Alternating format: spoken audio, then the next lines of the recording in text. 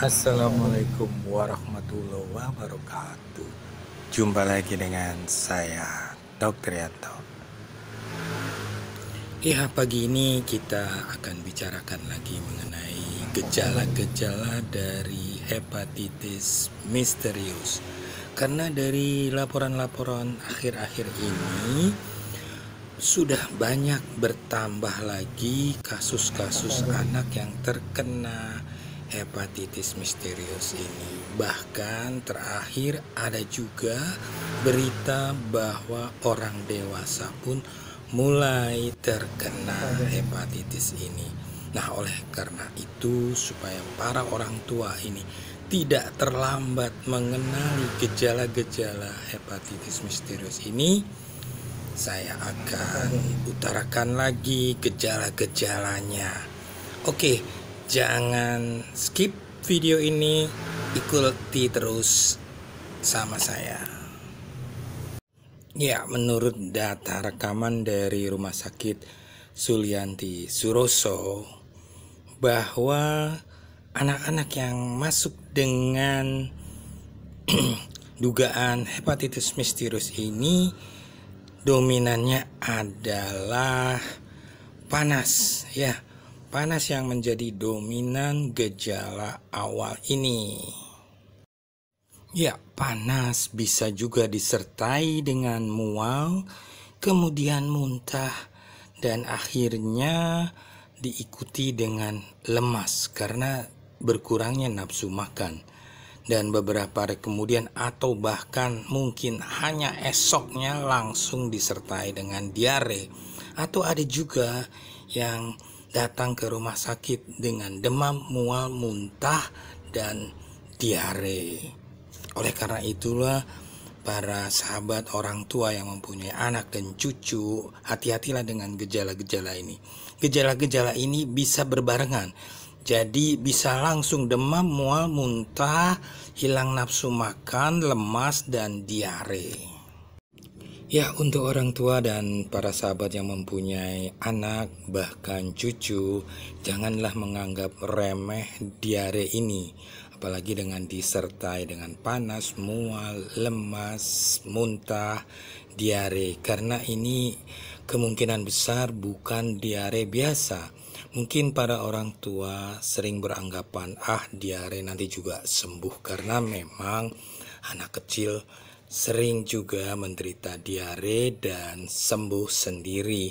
Karena memang itu juga dari virus yang namanya rotavirus. Ya, tapi ini kemungkinan juga karena lagi musim hepatitis misterius, bukan dari rotavirus, tetapi kemungkinan juga dari adenovirus yang saat ini masih dianggap sebagai biang keladi dari hepatitis virus ini. Itulah tadi tanda-tanda awal dari hepatitis misterius ini. Gejala-gejala apa lagi yang fatal dari hepatitis virus ini? Oke, simak berikut. Jangan skip video ini. Tahapan berikutnya adalah seanak atau cucu kita mulai mengeluh nyeri-nyeri ulu hati atau nyeri perut. Karena ini perkembangan dari virus yang masuk kepada hati atau liver sehingga meradang, membesar sehingga menyebabkan rasa nyeri pada perut, ya. Dan inilah tanda-tanda yang harus segera diperhatikan dan waspada para orang tua. Jangan sampai ini terlewat karena dianggap sakit perut biasa. Proses selanjutnya, hati atau liver ini terus meradang sehingga menyebabkan fungsi liver terganggu, sehingga akan menampakkan selaput mata menjadi kuning. Demikian juga akan nampak pada buang air kecil yang berwarna seperti teh. Inilah tanda-tanda bahwa hepatitis misterius ini sudah masuk kepada tahap yang lebih lanjut.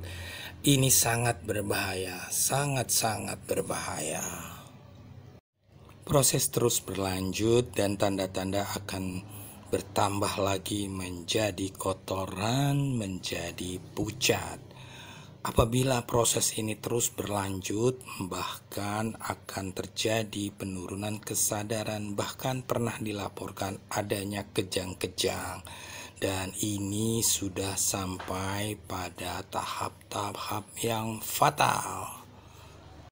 Nah, apa yang dapat kita simpulkan dalam tahapan ini?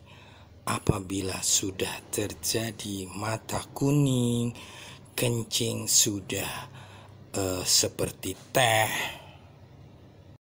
itu artinya sudah masuk pada tahap-tahap yang cukup gawat. Oleh karena itulah para sahabat yang mempunyai anak dan cucu, janganlah sampai ini terjadi. Sebaiknya dari awal mulai demam atau diare itu segeralah periksakan ke dokter. Ya, jangan lama-lama. Cukup 1 hari segera pergi ke dokter. Ke dokter atau dibawa ke IGD rumah sakit terdekat di daerah Anda. Karena jangan anggap demam dan diare ini adalah diare yang biasa. Dokter akan melakukan pemeriksaan untuk membedakan apakah ini diare yang biasa atau demam diare yang disebabkan oleh hepatitis misterius ini. Inilah yang kita khawatirkan. Apabila ini adalah dari hepatitis misterius, karena akan berujung pada keadaan yang fatal. Oleh karena itu, para sahabat yang mempunyai anak dan cucu, kenalilah gejala-gejala ini. Jangan ambil resiko, oh ini diare biasa, sudah dikasih obat perut. Jangan, segeralah bawa ke dokter dan ke rumah sakit apabila di daerah Anda ada rumah sakit terdekat. Masuklah IGD, dari sana Anda akan mendapatkan pemeriksaan dan ada kemungkinan juga apabila diperlukan, anak atau cucu Anda akan dirawat untuk mendapatkan pemeriksaan lebih lanjut. Nah, itulah kejadian-kejadian yang telah terjadi dari data-data rumah sakit yang menerima pasien-pasien hepatitis misterius ini. Ya, hepatitis yang sedang melanda ini disebut hepatitis akut misterius. Karena misterius tadi sebabnya belum diketahui secara pasti dan dikatakan akut karena dari gejala-gejala awal sampai terakhir fatal itu dapat hanya berlangsung dalam 5-7 hari. Singkat sekali, sehingga pada akhirnya penderita akan menemui ajalnya apabila telat didapat pertolongan di dalam rumah sakit. Sudah ada kejadian juga para orang tua yang berdekatan erat dengan anak-anak yang menderita hepatitis virus misterius ini juga ikut terkena. Nah, ini artinya orang dewasa juga bisa terkena. Oleh karena ini hati-hatilah untuk menjaga kesehatan, jaga kebersihan, sering cuci tangan, jangan memakai peralatan yang sama dalam hal peralatan makan misalnya. Untuk mencegah penularan sudah saya sampaikan pada video-video sebelum ini. Silahkan Anda lihat di channel saya ini mengenai penularan hepatitis misterius ini. Semoga kita semua dalam keadaan terjaga dan sehat selalu. Oke, baiklah.